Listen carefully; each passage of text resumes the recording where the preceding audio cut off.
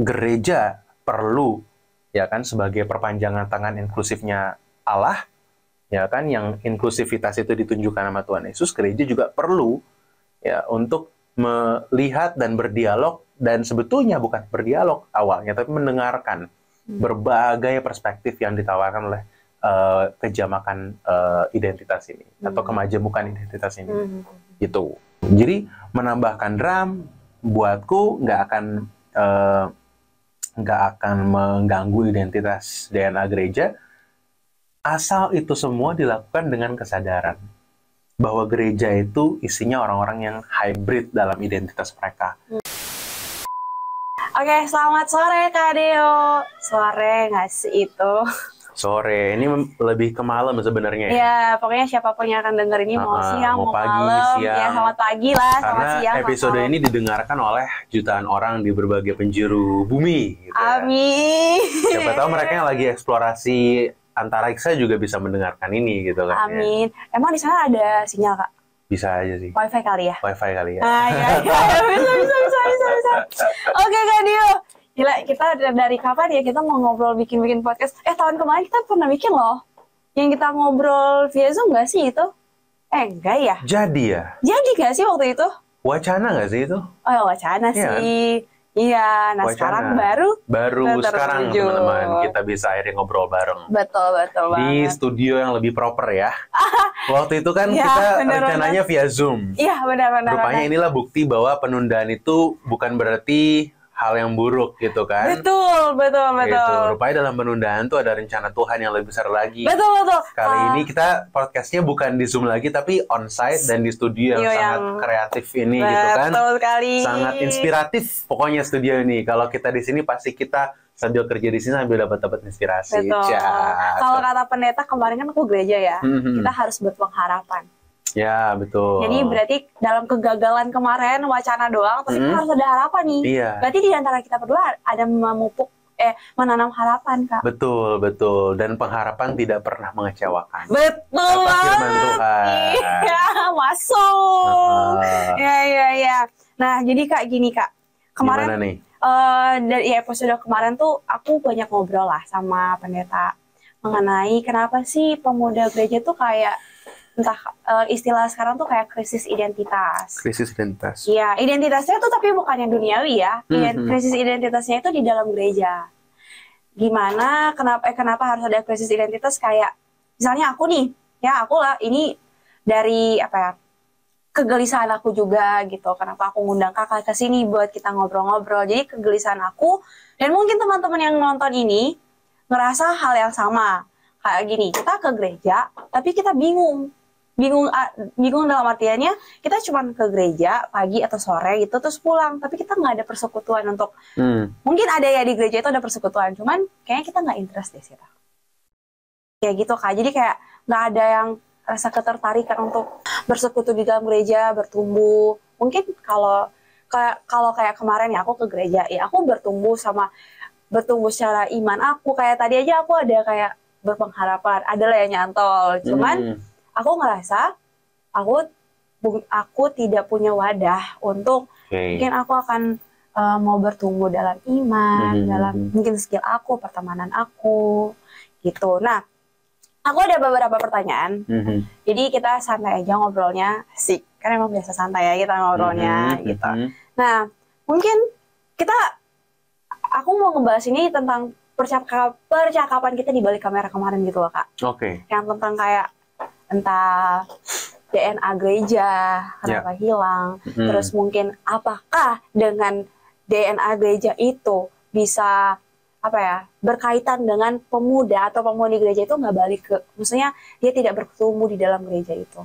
Jadi itu yang kita fokuskan adalah apakah apakah dengan perubahan gereja atau dengan adanya krisis identitas pemuda ini, pemuda gereja nggak balik ke persekutuannya, lebih merasa kayak gue nggak bisa diterima di gereja.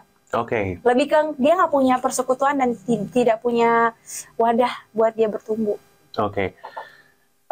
Nah sebetulnya kan ini ya pertama-tama tuh soal identitas eh, kita itu kan sebetulnya dibentuk oleh banyak sekali identitas gitu. Kayak ketika lu datang ke gereja gitu kan, kita lihat di gereja itu udah cukup banyak hibriditasnya gitu. Hibriditas dalam arti keragaman.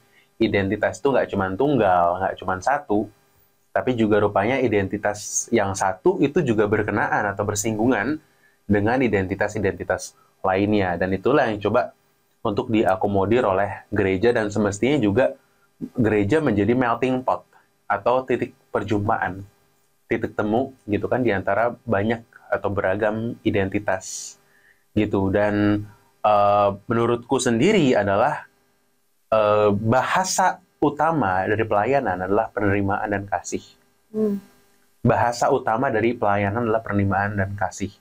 Ketika lu mengasihi, dan ini bukan kasih yang dibuat-buat, bukan kasih yang mulai dari anggapan bahwa oh, gue akan mengasihi elu, ya kan, kalau misalkan elu berbuat baik, atau misalkan kalau elu berkontribusi bagi gereja. Kalau lu bisa ada yang lu sumbangkan ke gereja, entah talenta lu, entah dana, entah waktu lu, tapi harus ada yang bisa lu kontribusiin ke gereja. Dan itu semua akhirnya menjadikan kasih itu jadi bersyarat. Ketika kita mengatakan kita welcome, dan kita menerima anak muda dengan segala kompleksitasnya itu, tapi kita cuman bilang, ya kita menerima, tapi ya kita mengharapkan ada sesuatu yang bisa mereka berikan, dan juga kita mengharapkan mereka harus behave in such a way gitu kan, berperilaku dengan cara-cara tertentu, dan juga dibatas-batasin ketika kita bilang oh anak muda itu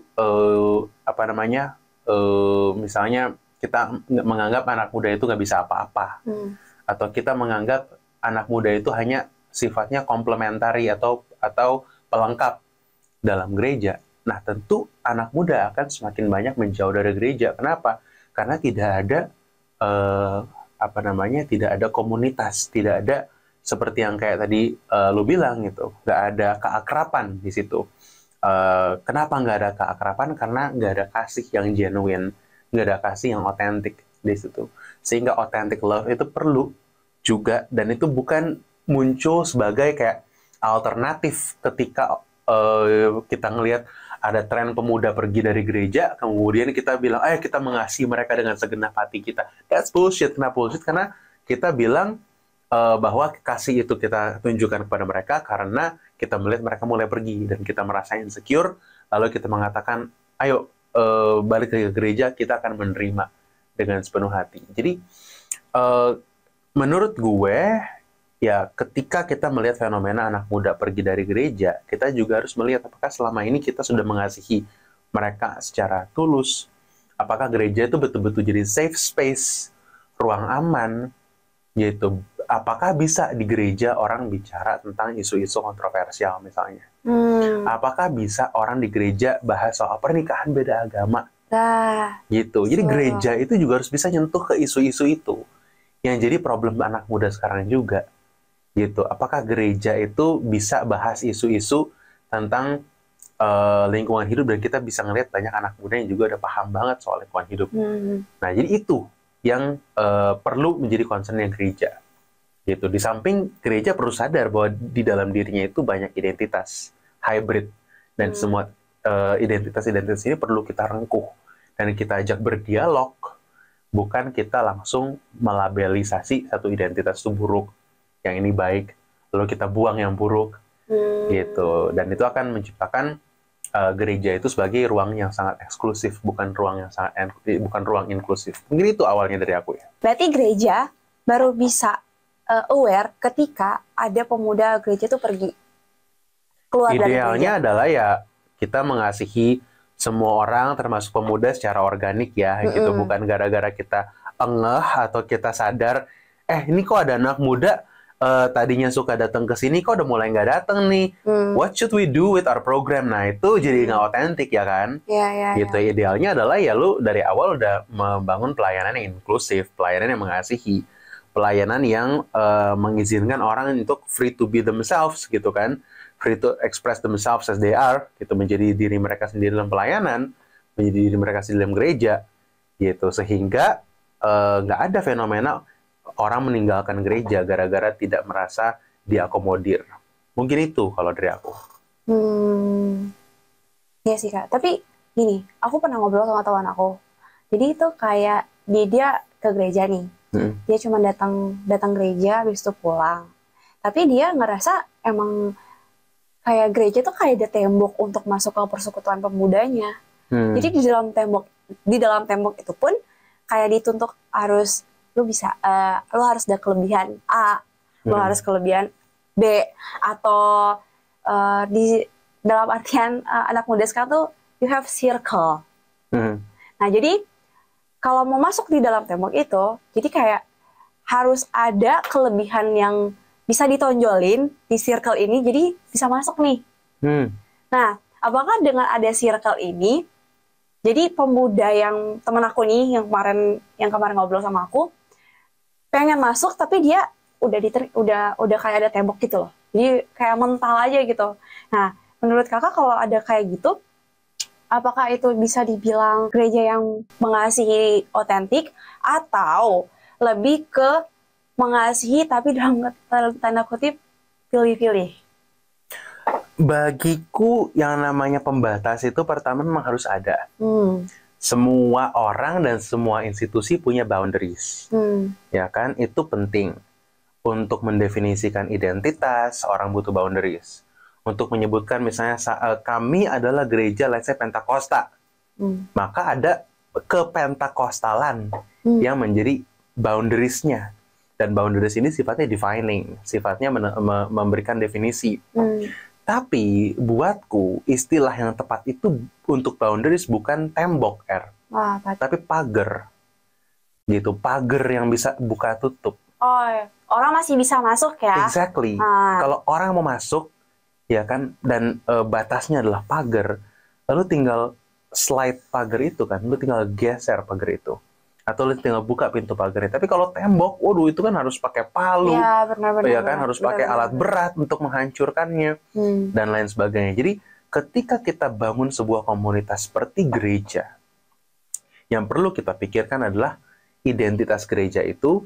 Akan tetapi identitas ini biarlah menjadi identitas yang cair, identitas yang fluid, yang mana space ini bisa mengakomodir orang dengan berbagai identitas, dan tidak ada kewajiban apakah lu harus bisa contribute, nggak ada kewajiban apakah lu harus bisa, lu untuk masuk ke komunitas pemuda harus bisa main musik nih. Lu untuk masuk ke komunitas pemuda untuk bisa diterima, lu harus bisa kasih sharing nih, harus bisa khotbah nih misalnya, atau harus berperilaku seperti ini baru bisa diterima dan lain sebagainya. Nah, ketika kita mentok di situ, maka penerimaan kita akan sangat conditional. Dan semakin conditional penerimaan kita, semakin bersyarat penerimaan kita, tentu kita menjadi semakin tidak sama seperti Kristus, karena Kristus menerima dan mengembrace, memeluk siapapun, gitu. Orang-orang yang dianggap oleh orang-orang Farisi, para ahli Taurat dan lain-lain sebagai orang-orang yang berdosa, orang-orang yang hina, orang-orang yang menjijikkan, gitu kan. Tapi Tuhan Yesus menerima semua itu. Kenapa? Ya karena tadi, karena batas yang dibangun adalah pagar, di mana orang sehina pemungut cukai bisa masuk. Orang yang dalam pandangan zaman dulu sehina seorang perempuan, zaman dulu kan perempuan tuh tidak mendapatkan tempat yang berharga di masyarakat, itu bisa masuk. Dan itulah yang perlu dilakukan oleh gereja, menyadari keragaman identitas. Dan sebagai komunitas iman, berusaha untuk membuka diri terhadap berbagai identitas, karena kita nggak pernah tahu jemaat kita itu identitasnya seperti apa. Kita nggak pernah tahu jemaat kita kebutuhannya seperti apa. Dan every single week gereja mengkhotbahkan, atau pendeta atau siapapun gitu kan, mengkhotbahkan tema-tema yang mungkin cocokannya hanya beberapa orang, gitu. Dan nggak menyentuh hati atau nggak membawa transformasi pada orang-orang lain yang identitasnya itu berbeda dengan identitas yang selama ini sudah dipikirkan oleh gereja. Gereja mungkin membayangkan, oh nggak mungkin di gereja saya ada orang yang sedang struggling dengan saudaranya menikah beda agama. Nah itu gimana? Gitu. Selain pandangan bahwa harus Kristen sama Kristen aja gitu kan. Betul. Itu kan yang normatif yang suka kita dengar. Ya. Tapi kita jarang membuka ruang bagi cerita-cerita lain untuk berkembang. Kita jarang mencondongkan telinga kita untuk mendengarkan dari orang yang menikah secara interfaith ini. Nah, jadi itu kesadaran akan beragam identitas dan kemudian upaya sebagai komunitas iman yang inklusif, yang mau meneladani Kristus untuk membuka diri terhadap beragam identitas itu dan berdialog dengan identitas itu dan mendengarkan beragam identitas itu. Jadi gitu sih, pagar dan bukan tembok. Berarti pagar ya, bukan tembok. Sekali lagi pagar bukan tembok. Jadi kalau pagar kan kita masih bisa masuk nih, walaupun kalau dikunci kan kita masih bisa minta tolong buka dong belum masuk. Kalau tembok kayak tadi kakak bilang kan harus dihancurin dan segala macam. Apalagi tembok ini kedap suara guys. Iya, susah banget kalau dari luar loh. Iya kan? Nggak bisa kedengeran. Nah maka itu. Nah ya, aku kayak amazed aja pas kakak ngomong kayak, iya ya, kayaknya gereja itu setiap minggunya cuma mengkhotbahkan apa yang beberapa jemaat rasakan. Jadi nggak secara general dia bisa khotbah satu khotbah, tapi bisa kena ke semuanya. Nah, kalau dari pandangan aku ya, dengan dari pengalaman aku pribadi atau dengan cerita kakak, yang aku ngelihat bahwa gereja ini masih minim dalam arti empati terhadap jemaatnya sendiri. Nah, sebenarnya aku juga masih penasaran ya, kenapa ya gereja itu kayak bukan nggak mau berempati, belum sepenuhnya bisa berempati kepada jemaatnya. Apakah karena dia memang belum menyadari bahwa bukan krisis ya, maksudnya identitasnya itu kayak tadi kakak bilang liquid, atau bisa juga identitas gereja itu hybrid yang selama ini gereja tuh belum belum aware gitu. Jadi dia kayak ngerti kayak ya gue identitas gue ya ini gereja A kayak gini. Jadi dia tidak aware dengan ternyata gue gereja A, tapi gue bisa bikin B, gue bisa bikin C. Jadi kayak, ya itu, dia belum menyadari, mungkin belum menyadari identitasnya yang hybrid itu, yang liquid itu, gitu. Tapi aku pengen ngebahas sama kakak tuh kayak gereja yang identitas hybrid. Nah, kan kemarin kita cuma ngobrol di belakang kamera ya, mungkin kita bisa ngobrol lah. Which is lebih enak ya belakang kamera ya. Kalau depan sebenarnya kamera tuh kayaknya kita kayak ada structure yang scripted gitu kan ya. Padahal kita nggak ada persiapan apa-apa. Ini pun karena kita hasil ngobrol kita kemarin baru kayak, kita bahas ini deh lebih Kisi-kisi lu baru gue baca pas di mobil kesini. Oh iya, makanya. Terus gue ini yang kita ngomongin kemarin nggak sih dari istilah-istilah kata-kata kuncinya nih? Ya kan, hybrid dan lain-lain itu kan semua dari yang kemarin. Jadi gini, yang namanya identitas itu, apalagi ketika kita bicara kayak negara kita ya, atau mungkin masyarakat kita, masyarakat Indonesia, atau mungkin masyarakat Asia Tenggara secara keseluruhan, mungkin juga bahkan masyarakat Barat, gitu. Yang kalau misalkan masyarakat Asia atau Asia Tenggara itu kan mungkin kita bisa petain. Ini semuanya atau sebagian besar adalah masyarakat atau orang-orang yang merupakan keturunan dari mereka yang pernah dijajah sebelumnya gitu. Bangsa-bangsa di Asia, bangsa-bangsa di Afrika itu kan mayoritas pernah, kalau nggak dia jajahan Inggris, jajahan Perancis, jajahan Belanda gitu kan. Nah, dan setelah era kolonialisme, setelah era penjajahan gitu kan yang dilakukan oleh bangsa-bangsa Barat, bangsa-bangsa Eropa dan lain-lain, itu diskusi tentang hibriditas itu sangat-sangat penting untuk dilakukan. Kenapa begitu?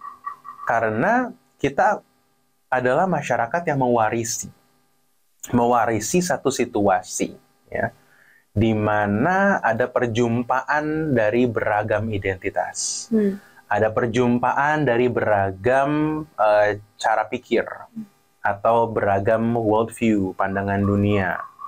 Misalnya, ketika kita dalam benak kita secara subconsciously memikirkan apa itu cantik, seringkali yang terbesit dalam benak kita adalah putih kulitnya, Betul. mancung hidungnya, gitu kan. Oke. Runcing dagunya seperti Erika gitu yang sudah kurusan. Jadi dia runcing dagunya gitu ya. Kamu juga mungkin kelihatan. jadi ada standar, ada image yang kita miliki gitu. Dan kadang-kadang, bahkan bukan kadang-kadang, tapi seringkali image ini muncul tanpa kita sengaja memikirkannya. Tiba-tiba muncul. Gitu. Kenapa saya bilang si A itu cantik? Karena ada gambaran tentang kecantikan, ada manifestasi idealitas tentang kecantikan yang terbesit dalam pikiran aku, misalnya, sehingga aku bisa mengatakan dia cantik. Gitu. Nah, rupanya standar yang kita miliki sekarang ini itu adalah standar yang juga dibentuk oleh proses kolonialisasi, yang kemudian pemaknaan kecantikan itu diturun alihkan, dibuat turun-temurun, gitu. Mungkin nggak secara langsung, tapi in practice. Orang mengatakan, ih cantik ya, ih ganteng ya, ih seksi ya, ini ya. Itu berdasarkan norma yang dibentuk melalui proses kolonialisasi. Jadi, kita melihat di sini ada hybridity, ada hibriditas, di mana kita sebagai orang-orang yang hidup secara post-kolonial, tapi ada warisan kolonial yang kita miliki, tapi juga di saat yang sama ada warisan budaya-budaya yang kita serap dari perjumpaan kita dengan banyak orang, gitu. Dan ini dialami bukan hanya oleh masyarakat secara umum, tapi juga oleh gereja, gitu. Dalam konteks gereja dan dalam konteks masyarakat majemuk, dan juga konteks di mana ruang publik itu sudah menjadi tempat berjumpanya segala rupa diskursus atau wacana tentang identitas. Dan kita di gereja itu kita bisa membayangkan, Pentakosta kayak begini, gereja Lutheran begini, Calvinis begini, Metodis, gitu kan, dan Metodis begini dan lain-lain. Dan itu kita menilainya dari apa yang ditampakkan atau menjadi karakteristik daripada gereja-gereja ini. Misalnya kalau kita ngomong gereja Pentakosta, apa karakteristiknya? Tepuk tangan, angkat tangan, ada yang lompat juga sambil nyanyi, gitu kan. Bahkan beberapa ada yang berbahasa roh.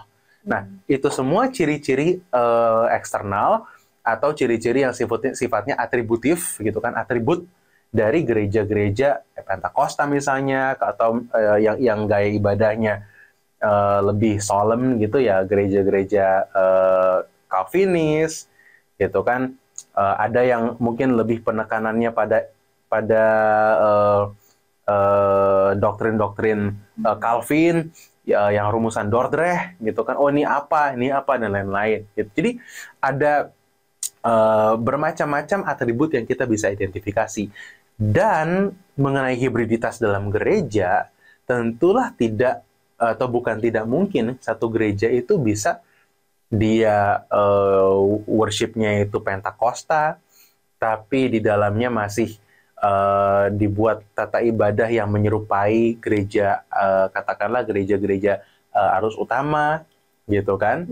Ada fotum dan salam, ada responsorial reading atau pembacaan Alkitab, ya kan, secara responsorial gitu, dan lain-lain.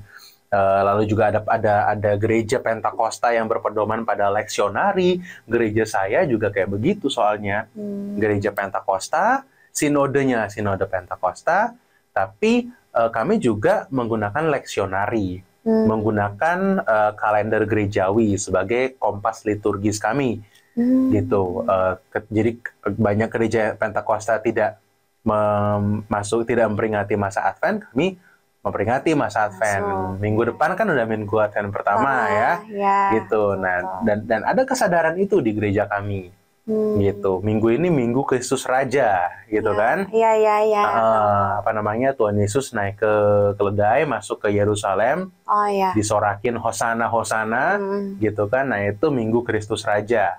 Nah, jadi gereja saya gereja Pentakosta, tapi di dalamnya itu ada beragam campuran tradisi yang kita warisin. Dan inilah komunitas hybrid itu. Jadi gereja yang hybrid secara teologis juga mesti menyadari hybridity atau kemajemukan sosiologis yang dilihat dari demografi jemaatnya. Gitu kan, ada yang identitasnya A, B, C, ada yang punya identitas kesukuan ini, kesukuan itu, identitas etnis, identitas gender, dan lain-lain. Dan itu masuk semua ke dalam gereja. Dan gereja perlu, ya kan, sebagai perpanjangan tangan inklusifnya Allah, ya kan, yang inklusivitas itu ditunjukkan sama Tuhan Yesus, gereja juga perlu ya untuk melihat dan berdialog, dan sebetulnya bukan berdialog awalnya, tapi mendengarkan berbagai perspektif yang ditawarkan oleh kejamakan identitas ini atau kemajemukan identitas ini. Gitu. Kemarin kan aku kayak adalah kita obrolan yang kayak apakah dengan adanya perubahan di dalam gereja, entah dalam kayak tadi kakak bilang gereja Pentakosta yang identik dengan tepuk tangan, lompat-lompat, ada bahasa roh. Nah, apakah dengan adanya misalnya di gereja yang Calvinis ada tepuk tangan, lompat-lompat. Nah, gereja Calvinis itu kehilangan DNA gereja. Nah, menurut kakak, apakah dengan ada perubahan itu gereja kehilangan DNA gerejanya? Aku sebetulnya mempertanyakan apa sih yang dimaksud dengan DNA gereja. Ya tentu ini udah sering aku bilang gitu kan. Bukan aku bilang, aku dengar gitu bahwa kita harus menemukan DNA gereja kita gitu. Tapi pertanyaannya adalah apakah DNA itu selalu terdapat pada ajaran atau pada teologi? Enggak kan, pada kenyataannya gitu. Sehingga ketika kita memasukkan, misalnya ada gereja Calvinis, lalu kita memasukkan musik kontemporer di dalamnya. Ya menurutku identitas gereja atau DNA gereja kalau dalam pandanganku tidak akan terganggu dengan masuknya musik kontemporer. Karena budaya itu kan kategori yang fleksibel, gitu, bukan kategori yang kaku, sehingga pertautan antara teologi dan budaya, gereja dan budaya itu pun juga harus kita maknai sebagai suatu ruang yang dinamis, gitu. Dan menurutku DNA atau esensi dari gereja tertentu tidak terganggu dengan penambahan atribut-atribut eksternal. Memang kita jangan sampai menjadikan pemolesan ini kayak dipolish ya. Untuk menjawab tantangan tertentu kita masukkan drum ke gereja. Ya kan, kita buat gerejanya itu colorful, lightingnya bagus kayak studio ini.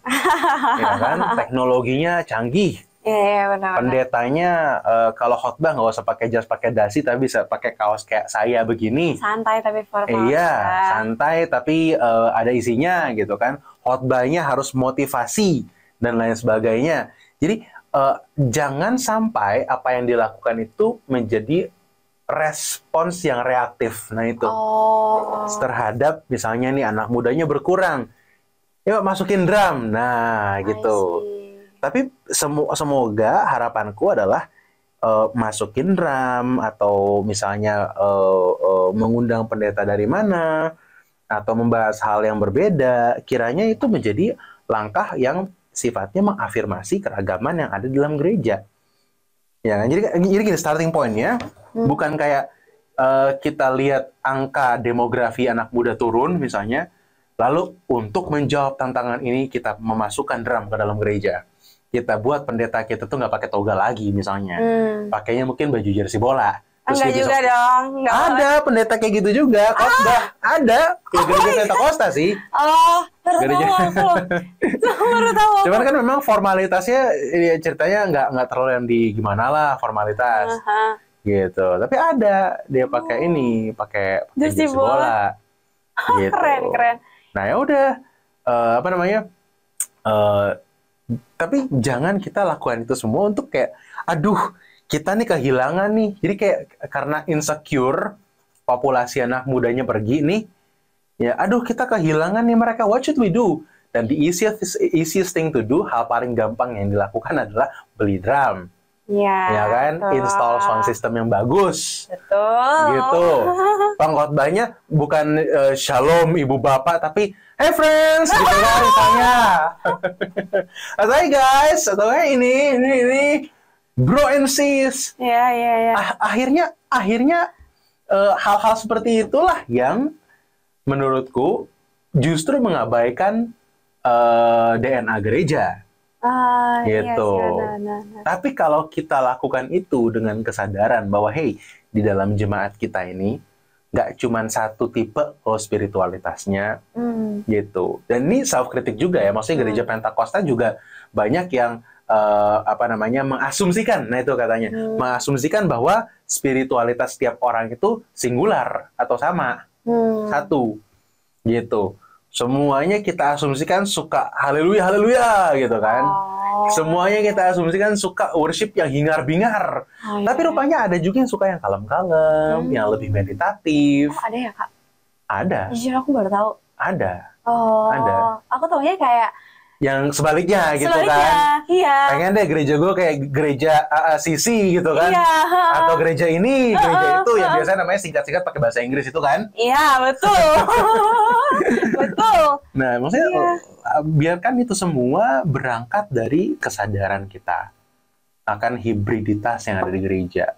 Bukan langkah panik, reaktif, insecure, gara-gara gara-gara jumlah pengunjung yang anak muda berkurang, sehingga kita merasa perlu beli drum, sehingga kita merasa perlu mengganti yang tadinya Alkitabnya buku, kita pakai iPad Alkitabnya gitu kan, atau pendetanya pakai jersey bola, tapi kita atau pakai atribut-atribut kemewahan misalnya. Tapi biarlah kita itu bertindak secara teologis di dalam gereja, dalam pengakuan atas beragam identitas yang ada di gereja. Gitu. Jadi menambahkan drum buatku nggak akan mengganggu identitas DNA gereja, asal itu semua dilakukan dengan kesadaran bahwa gereja itu isinya orang-orang yang hybrid dalam identitas mereka. Sehingga ada yang suka drum, ada yang suka pakai angklung, kan gitu juga ada. Ya kan? Kayak gereja-gereja tertentu, gereja-gereja yang berangkat dari suku-suku tertentu kan mereka pakai alat musik yang khas dari suku-suku tersebut, dari desa atau kampung-kampung tersebut. Itu. Ngomongin gereja yang melihat kayak kebutuhan ya, mengadakan drum atau segala macam. Aku jadi kayak ada pertanyaan gitu loh, Kak. Gimana ya gereja bisa tahu kebutuhan jemaat ini gitu. Tapi aku mikir apa gereja bikin polling kali ya, kayak kritik saran. Maksud aku lebih kayak polling apa sih yang diminati jemaat gitu. Karena kan selama ini gereja itu cuma kayak survei data jemaat, maksudnya cuma kayak dia gitu ya? Kapan. Maksudnya gimana tuh survei data jemaat? Kayak cuman survei data jemaat, kayak dia lahirnya kapan, ulang tahun, terus misalnya dia udah nikah atau enggak, di dalam jemaat, di dalam rumah itu ada berapa anggota jemaat, terus dijadikan kayak kartu warga jemaat. Lalu gitu. Biasanya hasilnya dipampang di papan tulis, ditaruh di kantor sekretariat gereja gitu kan? Iya, bisa kayak gitu. Aku pernah lihat kayak gitu. Nah, itu tuh hasilnya yang ujung-ujungnya adalah kayak demokratis, yaitu adalah untuk kayak pemilihan penatua, penatua lah pokoknya, penatua apa segala macam gitu-gitu. Jadinya hanya formalitas untuk data penduduk gereja aja, jemaat gereja, bukan untuk menyebarkan data sebenarnya gereja jemaat kita tuh butuhnya yang gereja kayak gimana. Nah makanya aku mikir apa karena gereja tidak pernah membagikan survei itu kali ya, maksudnya nggak pernah polling gitu loh. Jadi kayak ya udah, gue gerejanya kayak gini aja. Kalaupun gue mau kasih drum, ya biar nggak insecure sama gereja yang lain, untuk menarik pemuda-pemuda yang lain untuk balik balik atau ngambil yang lain gitu. Makanya aku kayak iya ya, apa mungkin nggak pernah ada polling kali ya? Kayaknya bisa deh. Maksud aku mungkin bisa, maksudnya lebih kayak pelan-pelan aja. Mulai dari kategorial dulu, misalnya anak tuh butuh apa gitu. Terus remajanya butuh apa, pemudanya butuh apa. Tapi kita kan nggak semua harus kita masukin. Yes. Lebih ke ini loh, kebutuhan yang paling gede. Misalkan nih, dari beberapa pertanyaan. Tapi yang paling banyak polling tuh nomor 2, misalkan pemudanya butuh drum. Nah itu kan setidaknya ada apa ya, sifat empati lah dari gereja, bukan cuma karena yang tadi yang di awal kita ngomong kita mengasihi sesama gitu loh. Jadi kalau dari aku sendiri ya, ngomong empati gereja pun yaitu polling dengan cara gereja mendengar apa yang menjadi kebutuhan jemaatnya. Karena mungkin selama ini yang aku lihat, kenapa pemuda gereja atau pemudi gereja itu jarang ada di gereja, entah yang di Calvinis atau Metodis atau ya aliran manapun lah ya. Ya aliran manapun lah, itu menurun. Karena mungkin yaitu dia tidak mendapatkan tempat atau yaitu tidak mendapatkan empati dari gereja itu. Kalau dari aku ya melihat hal itu, karena gak tahu ya, aku cuma ngeliat hal itu aja sih, kayak apakah gereja emang kayak nggak ada empati gitu. Paling pollingnya untuk data jemaat aja, database lah, bukan database untuk apa keinginan jemaatnya. Tapi aku nggak tahu ya di gereja kamu ada atau enggak, tapi di gereja aku ya nggak ada. Nggak ada, atau mungkin cuman beberapa aja, atau mungkin karena pas udah mau hari gede kali mungkin baru ada polling kayak gitu. Gitu sih Kak. Di gerejaku itu pernah kita melakukan polling. Pollingnya itu berkaitan dengan apakah kita akan terus pakai wadah perjamuan kudus yang disposable, yang bahan dari plastik, atau mau pakai yang timbul-timbul gitu ya? Ya pokoknya intinya ya mau pakai yang disposable atau yang sekali pakai buang, gitu kan, which is ya akan ada konsekuensi pada lingkungan hidup, atau pakai yang secara terus-terusan dipakai. Jadi cuci pakai ya. Nah, iya itu gitu. Jadi gitulah pokoknya. Gerejaku tuh gereja berbahasa Inggris, Oke. Jadi kadang-kadang kalau misalkan aku lagi mau menjelaskan tentang apa ini gitu kan, aku harus mikir dulu di kepala, itu apa terjemahannya ya. Iya benar. Agak susah juga sih. Jadi tapi gitu, itu menurutku salah satu bentuk kepedulian gereja ya pada jemaat ya. Betul. Meskipun kita aku lihat ya pendetaku, lalu juga pendeta juga istrinya, dan juga para pengerja yang lain itu semuanya atau mungkin sebagian besar punya pandangan yang pro pada pelestarian alam dan lain-lain, tapi kita pengen jemaat juga involved dalam menentukan arah ke depan ini. Apakah kita mau pakai tetap disposable cups yang sekali pakai, atau kita mau pakai yang bisa dicuci dan pakai kembali, gitu, reusable ya. Kayak di Starbucks kan pakai gelas. Iya, ya gitu, Starbucks atau apalah yang lain-lain. Pokoknya mau yang sekali pakai atau yang terus-terusan kita bisa pakai dengan kita cuci aja. Dan meskipun kita punya komitmen terhadap lingkungan hidup, tapi kita nggak langsung serta-merta, oke, jemaat, kita besok nggak akan lagi pakai yang sekali pakai. Gitu. Solusinya apa? Semuanya diakomodir. Bagi anggota jemaat yang mau pakai wadah sekali pakai, itu bisa keluar dari ruang ibadah, mengambilnya di meja depan. Gitu. Ya kan, kalau yang mau pakai yang bisa berkali-kali pakai, cukup duduk di tempat masing-masing dan pelayan atau usher akan mendistribusikannya, membagikannya. Gitu. Menurutku ini cukup baik ya.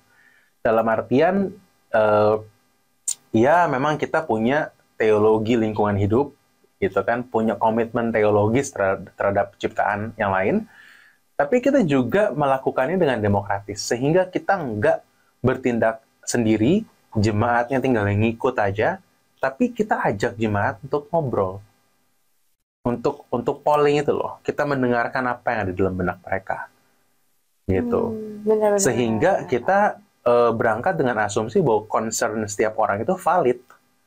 Ya. Misalnya yang pilih atau lebih nyaman dengan disposable atau sekali pakai, mereka bilang kalau yang itu itu masalah kebersihannya gimana ya, gitu-gitu kan. Ya. Apalagi ada paranoia setelah pandemi. Iya. Orang itu ada yang aku tahu orang yang sekarang masih dikit-dikit cerot apa Ada kok cerot apa disinfektan. iya gini gitu Ya, kan. Nah itu hand sanitizer deh. iya hand sanitizer. Iya benar. Ih, makasih ya ini ya dari institusi ini nih. Iya. Ya benar, Gitu. tapi masih ada sih yang kayak pakai hand sanitizer kemana-mana, pakai masker kemana-mana. Iya kan, kamu juga beberapa kali kan gitu pakai masker kemana-mana masih kan? Aku lihat Kalau aku sih kan ada debu aja sih Kak. debu ya. Ya, kalau untuk masalah pandemi aku udah kayak udah biasa aja. Ya. Cuman yang kemarin tuh karena kemarau panjang. Itu debunya, karena aku pernah sempat masuk rumah sakit karena ispa. Oh iya. Tapi cuman kayak bentar doang. Seminggu aku benar-benar nggak bisa ngapa-ngapain. Itu makanya kayak itu banget. Aku karena kemarau aja sih. Ya, jadi kita harus punya praktis yang demokratik dalam gereja gitu loh. Nah, sebetulnya polling itu menurutku ini aja ya, menurutku polling itu adalah alat. Tapi basis utamanya adalah mendengarkan pengalaman.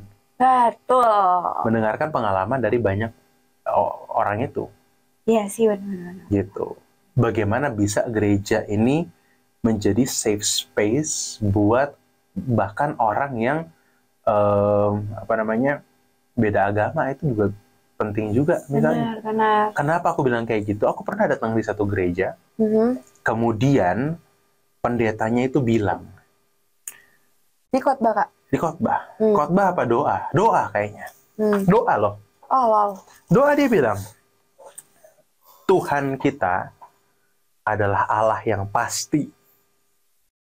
Gitu. Tuhan kita adalah Tuhan yang pasti. Tuhan kita bukan Tuhan yang mudah-mudahan, tapi Tuhan kita Tuhan yang pasti. Tuhan kita bukan Tuhan yang insya, tapi Tuhan kita Tuhan yang pasti. Gosh, itu di situ ada mbak-mbak yang masuk gereja gara-gara jaga anak majikannya. Ya. Ada babysitter di situ yang bisa jadi agamanya bukan Kristen. Iya dong. And then you just make your church unsafe for them. Ya, jadi gitu. Basisnya adalah penerimaan. Maksudnya adalah ketika kita pengen bahwa gereja itu memperhatikan beragam identitas, menurutku yang namanya polling itu adalah alat atau tools dari komitmen gereja pada akomodasi beragam identitas ini. Dari upaya gereja untuk mau mendengarkan, mau mencondongkan telinga kepada beragam identitas. Kita nggak tahu di gereja itu ada orang-orang yang bergumul dengan mental health. Ya. Ada orang-orang yang bergumul dengan depresi. Lalu orang-orang ini kita sampaikan selalu bahwa Tuhan itu Tuhan yang gagah perkasa, Tuhan yang begini begitu, tanpa kita mendengarkan sebagai komunitas apa yang menjadi kebutuhan dari umat. Kita nggak pernah tahu di gereja itu, dan apalagi kalau di banyak gereja Pentakosta ya, seringkali kan khotbah-khotbah itu juga cukup ableist ya. Ableist itu suatu asumsi bahwa ya manusia itu diciptakan dengan ability, dengan kemampuan. Asumsi bahwa semua orang itu atau sebagian besar orang adalah orang-orang yang tidak mengalami disabilitas. Gitu. Ya kan, walaupun aku merentangkannya lebih luas lagi bahwa ableisme itu adalah asumsi bahwa segalanya mampu untuk dilakukan. Ya. Tapi ada orang-orang yang nggak sanggup. Ada orang-orang yang nggak mampu melakukan apa yang dilakukan oleh orang lain. Ada orang-orang yang eh, dalam kondisi tertentu sehingga mereka tidak bisa menjadi produktif. Gitu. Nah, apakah gereja meminggirkan orang-orang dengan identitas seperti ini? Ada orang-orang ya kan yang karena mendengarkan khotbah gereja, Allah itu Allah yang kreatif, Allah itu diukur, apa bukan diukur, Allah itu utamanya karakter Allah itu adalah Allah yang mencipta, Allah yang kreatif, Allah yang able dan lain-lain. Mighty, berkuasa, dahsyat. Dan kita tidak mendengarkan pengalaman dari orang-orang yang differently able. Dengan orang-orang yang hidup dengan disabilitas. Dengan orang-orang yang mentalitasnya ups and downs. Orang-orang yang punya mental health challenge dan lain-lain. Sehingga gereja juga perlu peka terhadap kebutuhan itu. Bisa jadi di antara jemaat kita ada anggota jemaat kita yang transgender, gitu kan? Apa yang akan kita lakukan? Apakah gereja, ya kan, tanpa mencondongkan telinga pada ragam pengalaman dan ragam identitas, kemudian gereja alhasil kerjanya mengutuk-ngutuki, melabel ini berdosa, itu berdosa, transgender dia dilabel berdosa, kemudian orang dengan mental health challenges dianggap sebagai orang yang tidak punya iman, orang yang punya pikiran bunuh diri disebut tidak punya iman, dan lain-lain. Jadi ada banyak identitas yang masuk dalam entitas hybrid yang namanya gereja ini. Gitu. Nah Kak, kan tadi kamu ngomongin tentang polling yang ada di gereja kamu gitu kan. Yes. Nah, aku mau nyambung nih, ada pertanyaan yang muncul di aku kayak, kenapa ya gereja Pentakosta itu kayak selalu, bukan selalu ya, mungkin ya, keseringan sama aja kali ya. Ya, kita main-main bahasa ya. Iya. Effortless. Dalam upaya memainkan bahasa tuh ada upaya untuk menjadi politically correct. Oh iya, benar-benar. Gimana terus? Jadi ya, mungkin apa ya? Kenapa gereja Pentakosta itu kayak mungkin nggak semua gereja atau semua gereja ya effortless untuk bikin tuh pemuda-pemudi gereja itu kayak repeat ibadah gitu, repeat worship. Repeat order. Iya, repeat order. Makanya repeat order. Maksudnya balik lagi. Why do they keep coming? Iya. Gitu kan? Ya. And why and how do we make that so effortlessly? Iya, gitu. Iya, itu kenapa? Ya sebetulnya apa ya? Menurutku juga nggak begitu amat sih. Dalam artian mungkin ketika kita membayangkan gereja Pentakosta, kita membayangkan gereja-gereja yang sudah mega church, ya kan? Gereja-gereja yang ada sosiolog namanya siapa? Aku lupa. Tapi dia sebut istilah McDonaldization. Jadi McDonaldisasi. Kecenderungan masyarakat modern untuk membuat segalanya terukur. Gitu. Dan itu dia ibaratkan dengan McDonald's. McDonald's itu kan ingredients-nya semuanya kan ya ada ya di dalam. Ya kan, semuanya carefully measured gitu, diukur. Carbs-nya berapa, lemaknya berapa dan lain-lain.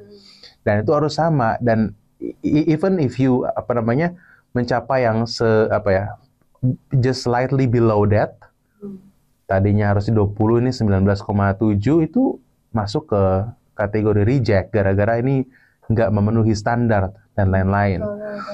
Dan tendensinya gini juga rupanya masuk ke dalam gereja. Akhirnya mungkin dari niat awalnya untuk membuat segalanya profesional, tapi kemudian membuat jadi rigid, kaku gitu. Dan di gereja-gereja Pentakosta pun juga di gereja-gereja mega church, semuanya kan punya sistem yang berjalan rapi, gitu kan. Oh, harus ada deploy berapa orang usher ini, berapa orang ini dan segala macam. Iya kan? Dan mungkin itu yang kita lihat gitu, bahwa kok kayaknya gereja Pentakosta itu kayak effortless, tiba-tiba orang datang aja. Tapi yang kita bayangkan dalam benak kita adalah gereja-gereja mega church. Kebanyakan gitu kan. Padahal juga ada gereja-gereja Pentakosta. Gereja Pentakosta banyak banget, ribuan, dan mungkin kelihatannya sedikit gara-gara sedikit atau nggak gitu banyak yang ada di gedung sendiri. Tapi mereka ada di mall-mall. Satu mall bisa 5 gereja, 3 Pentakosta misalnya. Iya, kayak begitu. Ya kan? Nah, jadi apa namanya, atau satu gedung kantor, nah itu ada gereja Pentakosta situ misalnya. Gereja saya pun juga menempati ini juga, satu gedung kantor, ya kan?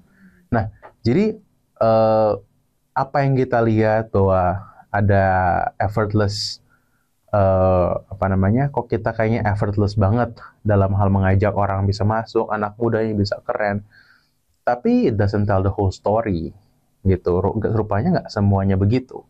Rupanya ada gereja-gereja Pentakosta juga yang jumlahnya banyak, ya kan, bahkan lebih banyak daripada gereja-gereja mega church ini yang sering kita lihat, yang struggling bukan cuma dengan anak mudanya tapi juga dengan orang-orang dewasanya.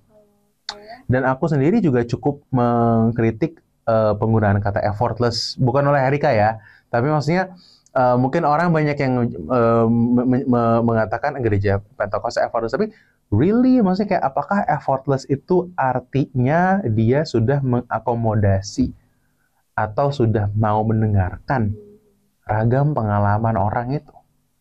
Jangan-jangan kita fokusnya adalah balik lagi tadi insecurity itu, gara-gara insecure kita pengennya anak muda datang, ramein di gereja, ya kan? Dan ini hanya sebuah reaksi kita aja ngelihat kursi-kursi kosong, sepi. Di banyak gereja Pentakosta yang dilakukan adalah olesin minyak urapan di kursi, gitu kan, dalam nama Tuhan Yesus. Gerejanya rame, gerejanya penuh, gitu. Apa namanya? Tapi poin utamanya adalah sejauh mana gereja sudah mau membuka diri untuk mendengarkan berbagai macam pengalaman dari umat. Seperti yang Tuhan Yesus lakukan. Tuhan Yesus bisa saja mengambil posisi nyaman, posisi enak gitu ya, pos PW gitu. Dia akan sangat nyaman dan aman kalau misalkan dia khotbahnya, ajarannya itu sejalan dengan apa yang dimaui atau dikehendaki oleh para pemuka agama. Tapi kan enggak. Tuhan Yesus enggak gitu. Yang Tuhan Yesus lakukan adalah Tuhan Yesus justru menentang para pemuka agama. Alkitab mengatakan bukan karena dia menentang hukum Taurat, tapi dia menentang attitude, sikap yang melandasi implementasi hukum Taurat atau pengamalan hukum Taurat yang dilakukan oleh para pemuka agama. Sehingga apa yang dikatakan Yesus itu tidak menarik bagi establishment, tidak menarik pada atau bagi mereka yang ada di posisi-posisi kekuasaan, positions of power. Sehingga yang dilakukan adalah Tuhan Yesus hadir di ruang-ruang marginal, mendengarkan pengalaman dari orang banyak yang di dalamnya ada perempuan yang punya 5 suami, ada orang kusta, ada budak, gitu kan, ada perwira tinggi Romawi juga ada pengumu cukai, ada orang Farisi juga, gitu. Jadi keterbukaan untuk mendengarkan pengalaman, untuk mendengarkan, mencondongkan telinga pada beragam pengalaman dan juga beragam identitas, itulah yang menjadi kunci sintasnya atau survivability suatu komunitas. Dan survivability nggak ditandakan dengan dia harus banyak orang, tapi dengan apakah anggota jemaat itu merasa kebutuhannya itu juga didengarkan, diperhatikan oleh gereja. Gitu. Berarti emang empati lah ya? Empati. Empati. Ya. Pendengar setia ya? Empati, listening, deep listening. Gitu. I see. Ya. Tanpa kita memberikan penghakiman dan label. membiarkan itu semua berbicara dulu pada kita. Gitu. Ya benar. Nah, enggak, tadi kan kita udah ngobrol banyak tentang gereja, gitu kan. Nah, kira-kira dari kakak sendiri nih, gimana sih caranya kita untuk bisa menjadi sebuah komunitas atau wadah yang untuk berkembang secara skill, secara iman. Terus kita menjadi wadah yang bisa support system tadi, terus jadi pendengar yang baik, humble person, dan ya empati itu. Bagaimana untuk menyatakan komunitas seperti itu? Susah. Kita ngomong panjang lebar tuh, pokoknya kalau kita ngomong panjang lebar untuk level teori, praktiknya itu seringkali jomplang ya, susah ya. Dan kadang-kadang semakin besar gerejanya, semakin dia jadi mega church, semakin dia jadi gereja yang ya gereja banyak duit, gereja kaya, donaturnya ini itu dan macam-macam. Itu kayak semakin susah untuk mewujud nyatakan ini. Gitu. Karena gimana? Enggak, maksudnya kalau ingin ngomongin gitu ya. Kalau kita komunitas yang kecil. Nah, untuk mewujudkan jadi kayak wadah ini yang support system dan humble person, empathy, dan listener itu gimana menurut kakak? Dari pengalaman kakak yang dari gereja yang Pentakosta ini. Berikan ruang. Berikan ruang bagi siapapun untuk ambil bagian dalam pelayanan. Tanpa paksaan, tanpa mereka harus lu kok tampilannya kayak lu kok badannya secara biologis laki-laki tapi kok pakai dress. Gitu, just let them be. Dan kita nggak perlu juga kok mengatakan kami pro ini, pro itu, kami gereja inklusif. Itu nggak perlu dipronounce. Kami gereja inklusif. No, karena inklusivitas itu ada dalam sum-sum tulang kita. Gitu. Dan juga buatlah fasilitas-fasilitas yang menunjang paling tidak. Meskipun dan itu tadi basisnya adalah keinginan atau kehendak untuk mendengarkan ragam pengalaman dan terbuka bagi ragam identitas, dan nyatakanlah dengan fasilitas-fasilitas yang baik. Misalnya apa? Misalnya kalau ini kita mau mendengarkan pengalaman disabilitas, buatlah ramp. Kalau misalkan nggak ada dananya, paling nggak kita dalam khotbah kita, jangan kita belajar, kita mengedukasi diri, jangan pakai kata-kata yang ableist, jangan pakai kata-kata yang mendiskreditkan orang dengan disabilitas, gitu. Jangan hidupkan pandangan bahwa kalau lu, let's say misalnya nggak punya tangan, nggak punya kaki, maka lu itu cacat dan kalau didoain bisa sembuh. Janganlah kita hidupkan pandangan bahwa kalau orang sedang down, sedang depresi, sedang mengalami tantangan dalam kesehatan mentalnya, lalu kita bilang mereka nggak punya iman. Kalau lu nggak punya dana, itu punya hati. Ya, itu take away nih ya. Gereja kalau nggak punya dana, itu punya hati. Tapi susah Pak. Kalau kita mau bikin frame itu kita susah. Nggak mau bikin lift juga susah, mahal. Lift 300 juta, 500 juta untuk pasang lift. Oke. Tapi punya hati. Dengan cara apa? Mengedukasi diri. Modalnya adalah Google. Modalnya adalah perpustakaan di STT. Modalnya adalah sosial media. Kita bisa berinteraksi dengan orang-orang yang pakar di bidangnya di sosial media, gitu kan. Lalu modalnya apa? Internet, Google Form. Polling. Anda lebih setuju pakai disposable cups atau pakai reusable cups? Gitu. Itu hal-hal kecil, langkah-langkah kecil. Tapi itu adalah mikrokosmos dari demokrasi, perwujudan dari demokrasi dalam gereja. Gitu. Jadi, yang diinginkan itu adalah kita mendengarkan pengalaman orang, mendengarkan ragam identitas. Paling praksisnya gitu, gunakan tools di sekeliling kita, teman-teman. Nggak usah kita mikirin yang, ya kecuali kalau misalkan dananya banyak, nggak usah kita, aduh bagaimana ya caranya? Kita harus pasang sound system merek ini, ya biayanya sekian ratus juta, gini. Dan ini kita lakukan untuk menarik young population untuk kembali kepada gereja. No. Karena poinnya is not coming back to church. Tapi poinnya adalah you extend God's hospitality towards them. Even the marginalized. Gitu. Even orang-orang yang dianggap unbecoming untuk masuk dalam komunitas. Paling itu. Dan gunakan tool sekitar. Ada handphone, ada apa. Ada human resources.